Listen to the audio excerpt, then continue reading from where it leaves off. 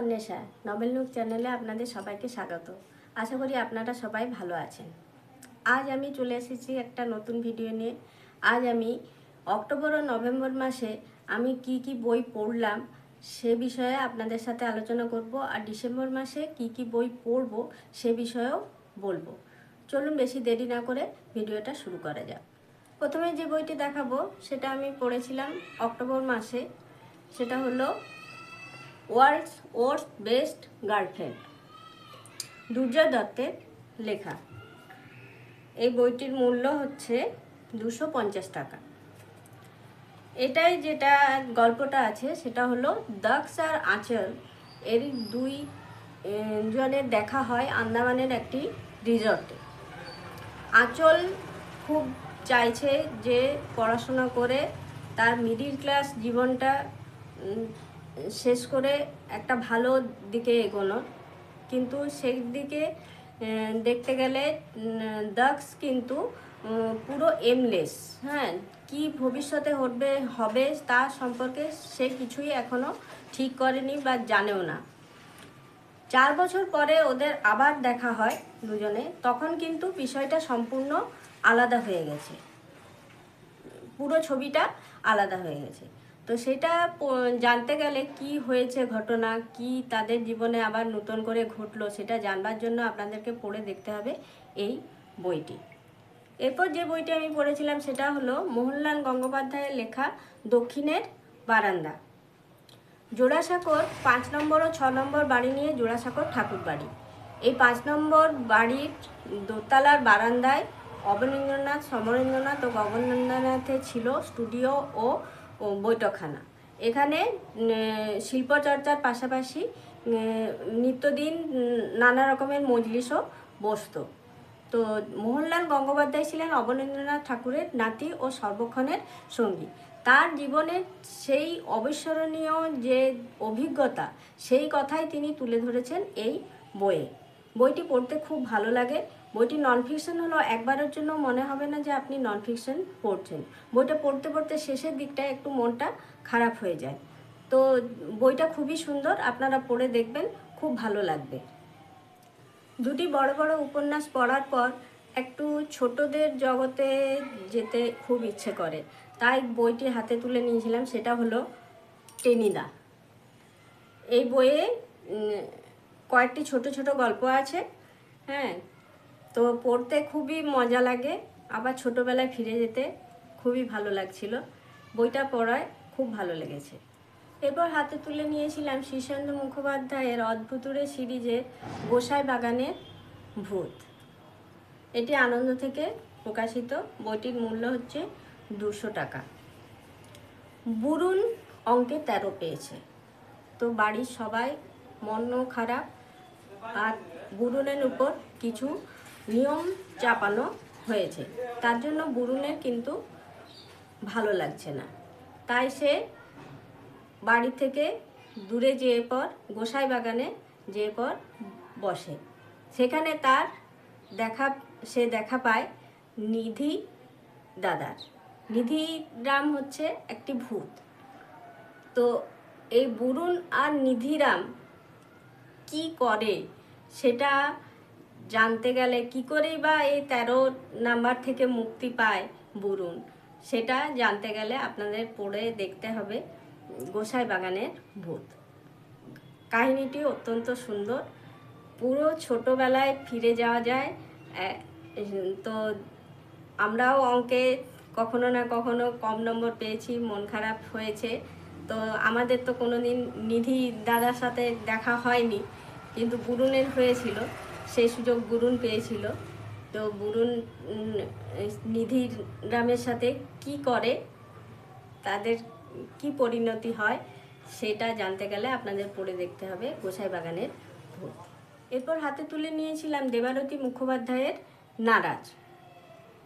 বইটির পিছনে যেটা লেখা আছে, ইতিহাস আশ্রিত ঘটনার ঘনঘটায় আলোড়িত এক সুবিশাল উপন্যাস, যা শুরু থেকে শেষ পর্যন্ত অন্তঃসলীলার মতো বয়ে চলেছে মানবতার জয়গান। বইটি পত্রভারতী থেকে প্রকাশিত। বইটির বর্তমান মূল্য 399 টাকা। তো এইটির উপন্যাসটির গল্পর যেটা বিষয়বস্তু সেটা হলো কৃষ্ণসুন্দর ও ব্রহ্মময়ী, তাদের দুই কন্যা অপালা ও লোপামুদ্রা। কৃষ্ণসুন্দরের বোন হচ্ছে ভুবনমণি। কৃষ্ণসুন্দর গ্রামের দরিদ্র ব্রাহ্মণ। তো ভুবনমণির উপর এক অত্যাচার সংগঠিত হয়। গ্রামের কয়েকজন লোক মিলে ভুবনমণিকে ধর্ষণ করে। ফলে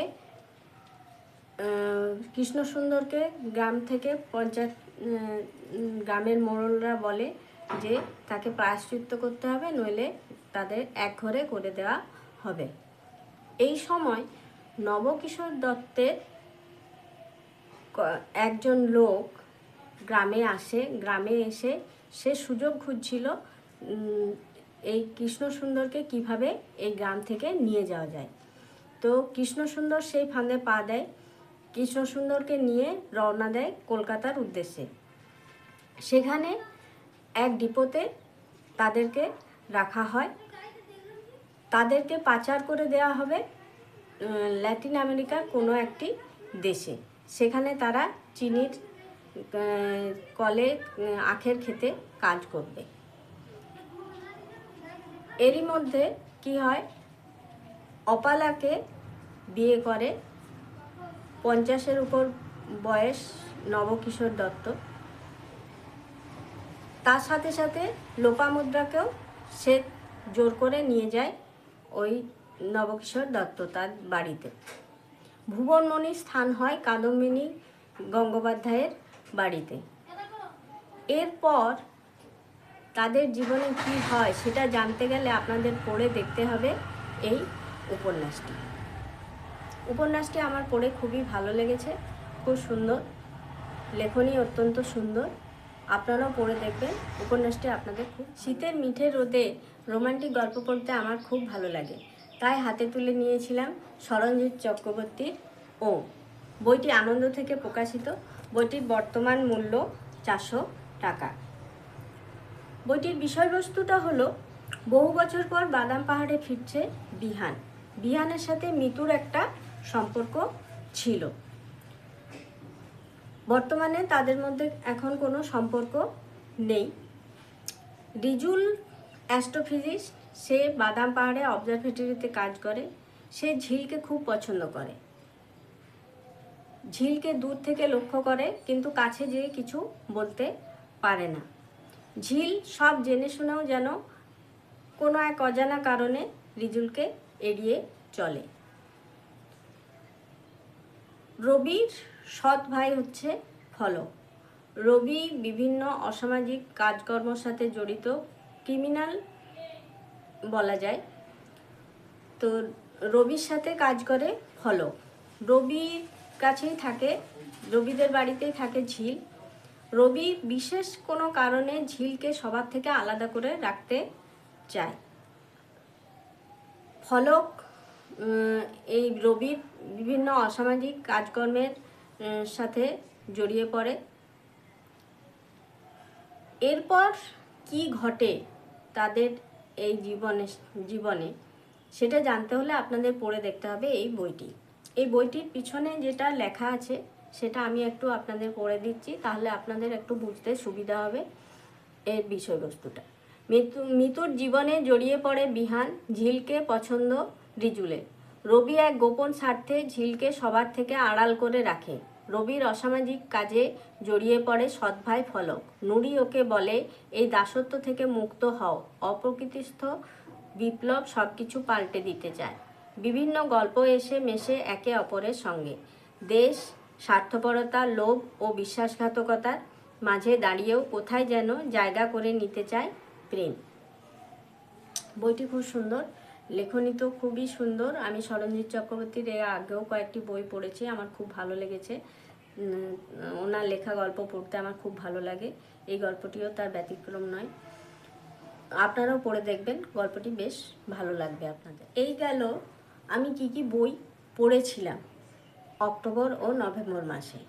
এরপর ডিসেম্বর মাসে আমি কি কি বই পড়ব সেই বইগুলো নিয়ে আমি একটু কথা বলছি। প্রথমে যে বইটি আমার পড়ার ইচ্ছা আছে সেটা হলো দেবজ্যোতি ভট্টাচার্যের লেখা ঈশ্বরপুরের প্রেম কথা। বইটি পত্রভারতী থেকে প্রকাশিত। বইটি বর্তমান মূল্য 295 টাকা। বইটি যেটুকুন ব্লাড দেখে যেটুকুন বোঝা যাচ্ছে এটা একটা প্রেমের গল্প। তো পড়ে দেখব কীরকম লাগে। এই গল্পটা সম্বন্ধে অনেকের মুখেই শুনেছি খুব ভালো, তো দেখি পড়ে কীরকম লাগে। এটার পিছনে একটু লেখা আছে, সেটা একটু পড়ে দিচ্ছি। তারা একে অন্যকে ভালোবেসেছিল। তারা দুই সাধারণ মানুষই। এক পুজো মণ্ডপের উজ্জ্বল আলোয় মানুষটি তার উজ্জ্বলতর চোখ তুলে বলেছিল ভালোবাসি। দেখা যাক বইটা কীরকম হয়। এরপর যে বইটি পড়ার ইচ্ছা আছে সেটি হলো শীর্ষেন্দু মুখোপাধ্যায়ের একাদশীর ভূত। বইটার সম্বন্ধে আমার কোনো আইডিয়া নেই কী বিষয়ের গল্প, তো বইটার পিছনে যেটা লেখা আছে সেটা একটু পড়ছি। বৃষ্টিটাও হচ্ছে যেন মহেশতলাকে রসাতলে না ডুবিয়ে ছাড়বে না। এই খানিক আগে একটু দম ধরেছে, খানিক পরে আবার ছ্যাড় করে নেমে পড়বে, না হলেই হলো। তা এই ফুরসতে কুসুম কুমারী জলের উঠোন পেরোচ্ছে। শাড়ির সামনেটা বাঁ হাতে উঁচু করে ধরা, ডান হাতে একখানা পিতলের বাটি, মাথায় এক ঢল, চুলে মুখখানা আধো ঢাকা। একটু আনমো নাকি? এদিক পানে তাকালো না। উঠোন পিছল জলে ডুবে আছে। হরকালে কেলেঙ্কারি। দেখা যাক পড়ে কীরকম। বইটি দেশ থেকে প্রকাশিত। বইটির বর্তমান মূল্য